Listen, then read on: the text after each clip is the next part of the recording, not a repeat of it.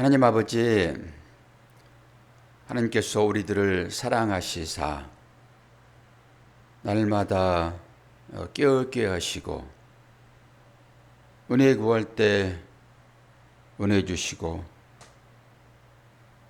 우리 삶을 통하여서 기쁨을 원할 때 또한 기쁨을 주시니 감사합니다. 오직 말씀만이 나를 든든하게 세워지는 믿음으로 인도하오니 오늘도 내 뜻 버리고 내 감정 버리고 오직 말씀에 집중할 수 있도록 은혜 베풀어 주시옵소서. 감사드리며 예수 그리스도의 이름으로 기도하옵나이다. 아멘. 하나님 말씀 이사야서 7장입니다. 1절에서 9절까지 말씀 봅니다.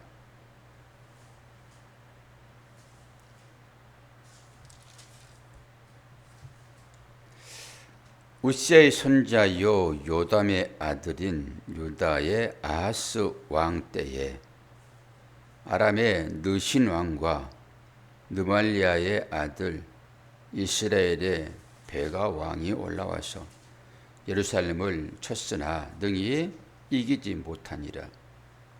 어떤 사람이 다윗의 집에 알려 이르되 아람이 에브라임과 동맹하였다 하였으므로 왕의 마음과 그의 백성의 마음이 수비 바람에 흔들림같이 흔들렸더라. 그때에 여호와께서 이사야에게 이르시되 너와 내 아들 스알야숲은 윗못 수도 끝 세탁자의 밭 큰 길에 나가서 아하스를 만나 그에게 이르기를 너는 삼가며 조용하라. 느신과 아람과 느말레의 아들이 심히 노할지라도 이들은 연기나는 두 부직갱이 그루터기에 불과하니 두려워하지 말며 낙심하지 말라. 아람과 에브라임과 느말리아의 아들이 악한 꾀로 너를 대적하여 이르기를 우리가 올라가 유다를 쳐서 그것을 쓰러뜨리고 우리를 위하여 그것을 무너뜨리고 다윗의 아들을 그 중에서 세워 왕으로 삼자 하였으나 주 여호와의 말씀이 그 일은 서지 못하며 이루어지지 못하리라. 대저 아람의 머리는 다메섹이요 다메섹의 머리는 느신이요 65년 내에 에브라임이 패망하여 다시는 나라를 이루지 못할 것이며 에브라임의 머리는 사마리아요 사마리아의 머리는 르말리아의 아들이니라. 만일 너희가 굳게 서지 아니하면 너희는 굳게 서지 못하리라 하시니라. 아멘. 이제 아하스 왕에게 믿음을 촉구하는 그런 내용이지요. 이제 이사야는 네 왕에 걸쳐서 네 대에 걸쳐서 왕을 섬겼다 얘기를 했습니다. 온요아히 지난번에 이사야가 부름을 받을 때 어떤 장면이 나옵니까? 우시야 왕이 죽던 때에 그랬잖아요. 우시야 왕이 죽던 때에 소명장입니다. 소명장. 그리고 요담 왕은 나오지 않고 지금 바로 밑에 손자가 나와버리죠. 요담의 아들 유다의 아하스 왕에게 오늘 얘기하는 내용이 있잖아요. 중간에 딱 빼버리고 요담만 빼버리고 바로 우시아의 손자 아하스 왕에게 믿음을 촉구하는 그런 장면이 쭉 나오게 됩니다. 2절이 뭐라고 얘기하고 있습니까? 어떤 사람이 다윗의 집에 알려 이르되 그러잖아요. 다윗의 집에 알려 이르되 다윗의 집 그러면 전통적으로 다윗의 집을 통하여서 하나님께서 메시아를 보내시겠다 얘기를 했습니다. 심판 가운데서도 소망이 있는 것을 이제 보게 됐지요. 뭐라고 얘기합니까? 아람이 에브라임과 동맹하였다 그러죠. 아람은 안전한 이방 나라지요. 적군이죠. 근데 이스라엘도 남북으로 좀 갈려 있잖아요. 북이스라엘과 남유다. 그러니까 오늘 나오는 이 이스라엘은 북이스라엘입니다. 북이스라엘. 이제 우리로 얘기하게 되면 남과 북이 딱 갈려 있는 상태로 보면 되고, 남쪽은 이제 복음을 받아들여서 이스라엘이 되었고, 뭐 다 그렇지는 않지만은, 그리고 북쪽은 종교 자유가 없이 정치적으로 하나님을 알지 못하잖아요. 그럼 딱 그때 상황이나 지금 상황이나 어떻게 보면 이렇게 비슷한지요. 북이스라엘도 원래는 하나님을 믿던 한 민족이었잖아요. 근데 북쪽에 10족속이 차지하고 남쪽에 2족속이 차지하고 했는데, 남족속의 계보를 통해서 하나님은 당신의 역사를 이루어 가시죠. 그리고 북쪽에는 그 계보를 이루는 것이 아니라 전부 반역해 가지고 왕들이 일어나고, 북쪽에서 다른 나라의 도움을 받아 가지고, 당연히 중국, 러시아 도움 받아 가지고 남쪽을 침공했잖아요. 어쩌면 그렇게 비슷한지요. 지금 이스라엘의 베가 왕이 지금 아람 사람들과 동맹을 맺어 가지고 유다를 치겠다라고 하는 것입니다. 유다를 치겠다. 그런데 너희들은 흔들리지 않아야 된다라고 하는데 지금 흔들리고 있잖아요. 숲이 바람에 흔들림 같이 흔들렸더라. 이 백성의 마음이 그렇게 되면 전쟁은 끝입니다. 이제 마음에 달려 있다라고 보면 되거든요. 무엇이든지 마음에 달려 있잖아요. 마음이 벌써 흔들려 버렸다. 그러면 끝이에요. 우리가 사마리아 성에서도 봤고, 또 가나안 땅에 들어가서도 봤고, 마음의 문제입니다. 마음만 단단히 먹으면은 이 세상으로부터 오는 여러 가지 풍랑을 너건히 건들 수 있어요. 근데 이들이 뭘 보아서 마음이 숲에 이 나무처럼 흔들릴까요? 환경입니다. 눈에 보이는 환경이에요. 이것 때문에 흔들리죠. 그 12정탐꾼도 똑같죠. 가나안을 정탐해가지고 보니까 어때요? 와, 그들은 니무롯 장사들입니다. 자기들을 보면 완전히 매미같이. 환경을 보면은 그래요. 그런데 어떤 마음으로 그 환경을 보면은 환경을 이길 수 있나요? 믿음이요. 약속입니다. 약속을 붙잡고 있느냐죠, 결론은. 오늘도 계속 그 얘기를 하지요. 그러면서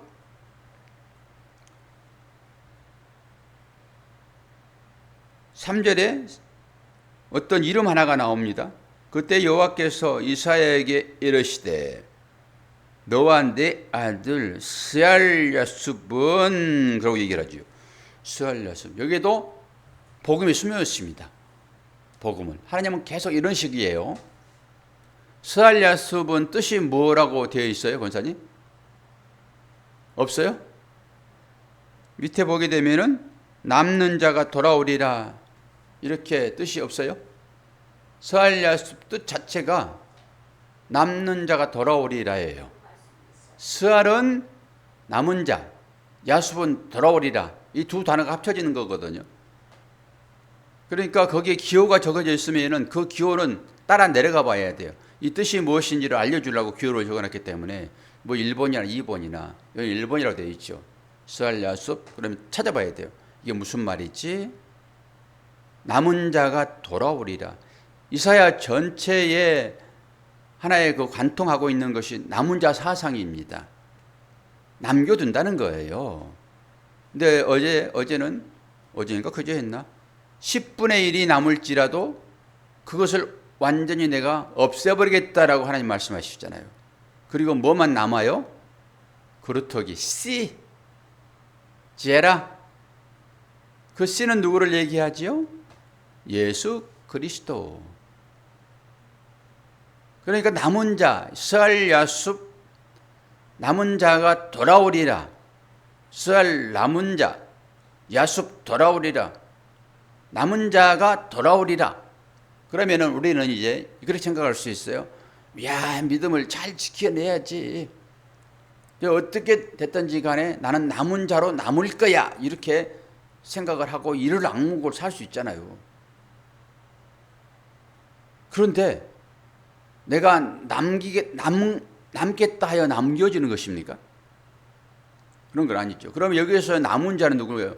오직 마지막까지 남은 한 분이에요. 예수 그리스도. 그러면 그 남은 자 많이 돌아오잖아요. 그럼 그 자가 누구예요? 예수 그리스도에 의해서 남겨진 자입니다. 그러니까 믿는 사람들이라고 보면 되겠죠. 내 믿음이 아닌 예수께서 주신 믿음으로 살아가는 자, 이런 사람을 남은 자라고 얘기를 해요. 나의 힘이 아닌 예수님의 능력으로 살아가는 자를 남은 자라고 얘기를 한다고요. 그래서 하나님은 그 남은 자만 데리고 하나님의 나라에 임하지요. 그러면서 쭉 뭐라고 얘기를 해요? 4절에 그에게 이르기를 너는 삼가며 조용하라. 르신과 아람과 르말리아의 아들이 심히 노할지라도 이들은 연기 나는 두 부직갱이 그루터기에 불과하다. 두려워하지 말라, 낙심하지 말라. 계속 그러죠. 두려워하지 말라, 낙심하지 말라는 왜 해요? 그런 환경이 주어져 있으므로 그러지요. 그 환경이 주어지지 않고 평화로운데 가서 낙심하지 마라, 두려워하지 마라 그래요? 그러지 않죠. 이거는 실제 삶입니다. 그런데 우리는 이런 환경에 맞닥뜨려지게 되면은 그 바람 앞에 숲풀처럼 이렇게 흔들려 버린다라고 하는 것입니다. 그러지 말라라고 하는 거예요. 그들이 아무리 큰 병사를 이끌고 쳐들어온다 할지라도 내가 너를 지킬 거야. 그리고 그들은 한번 쓰고 마는 막대기에 불과해. 이게 불타는 막대기입니다. 실제적으로 그렇잖아요. 실제적으로 이스라엘을 침략해서 그들을 노예로 삼았던 모든 역사적인 나라들은 흔적도 없이 사라졌어요. 그리고 누구만 남았습니까? 실제적으로 이스라엘만 남아있어요. 우리는 그 안에 들어있죠. 영적인 이스라엘을 얘기하는 것입니다. 그런데 실제 이스라엘이 지금 어떤 일을 벌이고 있어요? 어마어마한 전쟁을 지금 벌이고 있잖아요. 사람의 생명을 그냥 어떻게 여깁니까? 네, 그거 아닙니다. 그거 하나 보여주는 거예요. 역사적인 이스라엘이 아니라 영적인 이스라엘이에요. 우리가 그 안에 들어있다라고 보시면 되겠죠. 그러면서 마지막 9절 말씀 하나 보고 마칠게요. 에브라임의 머리는 사마리아요. 사마리아의 머리는 르말리아의 아들이니라. 만일 너희가 굳게 믿지 아니하면 너희는 굳게 서지 못하리라. 이게 언어 유희입니다. 이게 뭐라는 거예요? 아무리 환경적으로 흔들릴 만한 그런 일들이 하나님의 자녀 유다 너희들에게 임할지라도 너희들은 굳게 서야 돼. 근데 어떤 환경일까요? 하나님께서 그들을 철저하게 응징하겠다 얘기를 했다고요. 응징해서 이들을 다 없어버리겠다 이런 얘기는 아니었지요. 이게 역설이라고 말씀을 드렸습니다. 결국 우리가 역사적으로 살펴보게 되면은 다 돌아와요. 그리고 다른 역사를 볼 필요도 없습니다. 내 역사를 보면 돼요. 나의 삶을 보면 됩니다. 나의 삶을 보게 되면 벌써 멸망했어야 돼요. 이 율법을 지켜보게 되면 우리가 얼마나 험악한 삶을 살았습니까? 죄인 중에 괴수라고 하지 않을 수 없지요. 사도 바울의 고백처럼. 사도 바울이 진짜 죄인 중에 괴수처럼 성경이 나온 대로 아니 예수를 믿는 사람들을 죽이는 일을 했잖아요. 사도 바울이. 이게 그만 보더라도 죄인 중에 괴수지요. 철저하게 율법을 지켰잖아요. 죄인 중에 괴수지요. 예수를 알지 못하면은 죄인 중에 괴수 되는 것입니다. 그렇게 살았다고요. 그런데 하나님은 어떻게 해요? 그 가운데서도 스알 야습을 준비한다고요. 그리고 다음에 이제 8장 9절에 다 보겠지만 여기에 임마누엘 나오고요. 마할살렐 하스바스 두 아들입니다. 이게 이사야의 두 아들이에요. 하나는 남은 자가 돌아오리라 라고 하는 이름을 지었고 어떻게 아들을 이렇게 이름 지었는지 모르겠어요. 마헬살랄 하스바스 어떻게 해요? 아주 침노 그런 것들이 속히 오리라 멸망이 속히 오리라 이름을 짓는다고요. 그리고 그걸 대동합니다. 이게 사명자예요. 그리고 그 가운데 다윗의 자손 임마누엘이 등장을 한다고요. 아무리 힘들고 어려울지라도 하나님은 당신의 사인을 다 숨겨놓고 있어요. 그 사인이 소망입니다. 이 사인을 볼 수 있느냐라고 하는 거예요. 그래야지 이 어려움을 너끈히 이길 수 있다고요. 뭐라고 얘기합니까? 흔들리지 말고 믿음 위에 어떻게 해요? 굳게 서라라고 하는 것입니다. 뭐 때문에 흔들립니까? 우리가 세상 가치에 흔들려요. 우리가 어려움은 뭘 찾습니까? 사람을 찾잖아요. 그리고 재물을 찾잖아요. 어려우면은 그러지 말라는 거예요. 그것이 곧 흔들림이다라고 하는 것입니다. 낙엽처럼 흔들린다 하니까 내 몸이 사시나무 떤다 이런 얘기가 아니라 그것을 쫓는다라고 하는 거예요. 이게 흔들림이에요. 세상이 우리를 끌고 가잖아요. 그러지 말라라고 하는 것입니다. 그러지 않으려고 그러면 어떻게 돼요? 말씀 위에 굳게 서면 됩니다. 말씀 위에 아주 초연한 상태로 돼야 된다라고 하는 것입니다. 그러면서 우리에게도 가끔 위기가 찾아오지요. 위기가 찾아오게 되면은 우리 어떻습니까? 아무리 하나님을 잘 믿는다 할지라도 우리에게 위기가 찾아오면은 우리는 하나님을 떠나버립니다. 이 도망가는 거예요, 그것은. 그런데 사단이 제일 무서워하는 사람이 누구일까요? 우리는 사단의 지배 아래 지금 있다라고 보시면 돼요. 그러나 하나님이 우리를 지키시죠. 한시적으로. 사단은 한시적으로 우리를 다스릴 따름인 거예요. 그래서 여러 가지 유혹들을 줍니다. 그것이 흔들림이에요.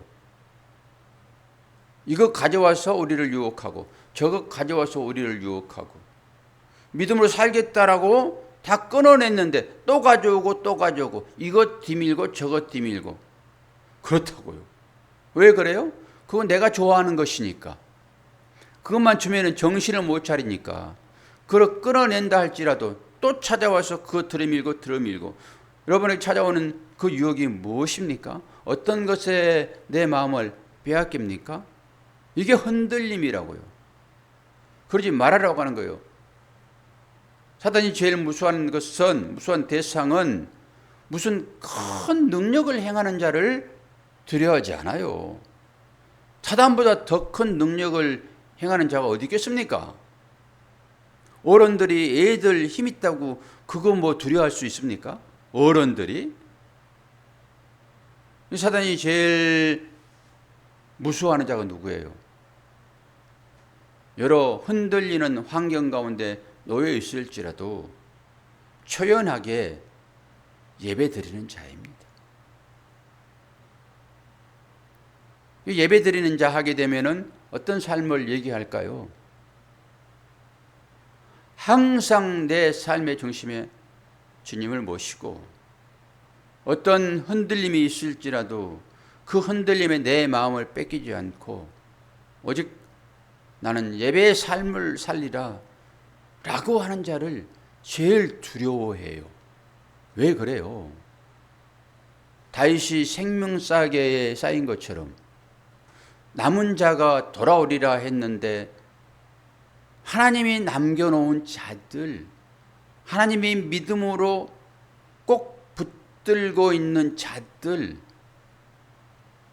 이게 예배자의 삶을 사는 자이지요. 사단이 이 땅 가운데서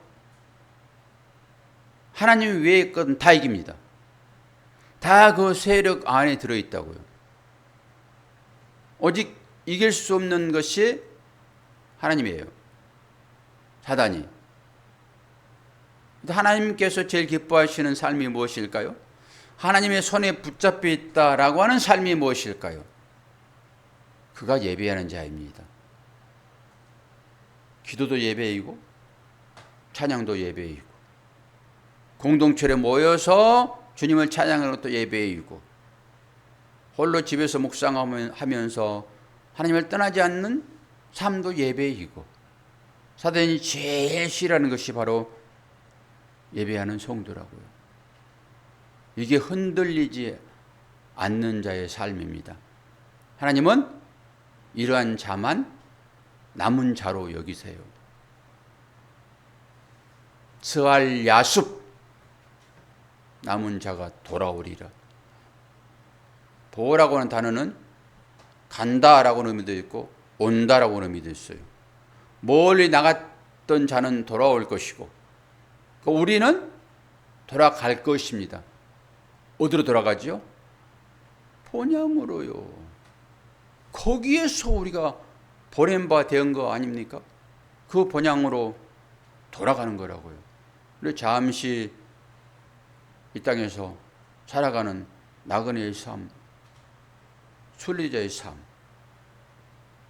그 삶이 성도의 삶이며 예배자의 삶입니다.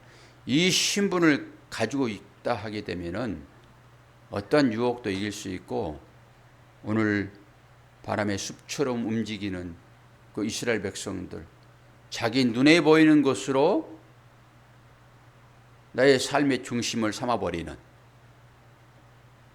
우리는 하나님을 중심 삼아 살아가는 스알 야숲이며 임마 누엘입니다. 계속 지금 비가 오고 있는데 장마 기간 얘기는 해요. 이 환경 가운데서도 어떤 사람은 엄청난 또 피해를 당해가지고 어려움에 처해 있기도 하고 하더라고요. 우리 이웃을 위하여 여러분 조금 마음을 쓰시고 또 기도하시고 특별히 우리 자녀들을 위하여 여러분 기도하셔야 됩니다. 자녀들은 완전한 유혹 가운데 노출되어 있어요. 물론 어른도 나름대로 유혹 가운데 노출되어 있지만 이 자녀들을 어떻게 해야 될 것인가. 부모 기도가 기둥이 되어 잘 박힌 모처럼 딱 중심을 잡을 때 우리 자녀들도 부모의 믿음의 대회를 이어서 그 믿음 가운데 있게 될 것입니다. 오늘도 그 안에 있기를 바라고 또 여러분들이 살아가고 있는 그 직장, 삶의 터전 이것이 예배처가 되어야 됩니다. 하나님의 자녀로서의 삶을 잘 살아내시기를 바랍니다. 기도하겠습니다. 좋으신 아버지 하나님, 이스라엘 백성 가운데 여러 심판들이 임하고 있습니다. 이것은 하나님을 떠난 우상 숭배자들에게 내려지는 하나님의 벌인데 그 가운데서도 믿음을 지켜낸 자들이 분명히 있고 그 남은 자는 돌아오게 되리라 라고 하는 사인이 동반되어집니다. 우리 삶 가운데도 분명한 어려움이 있고 이것이 우리를 믿음으로 바르게 서시게 하시는 하나님의 심판일 수도 있습니다.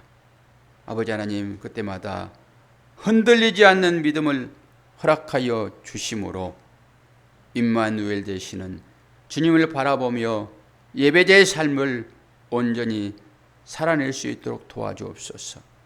이웃을 위하여 기도하기를 원합니다.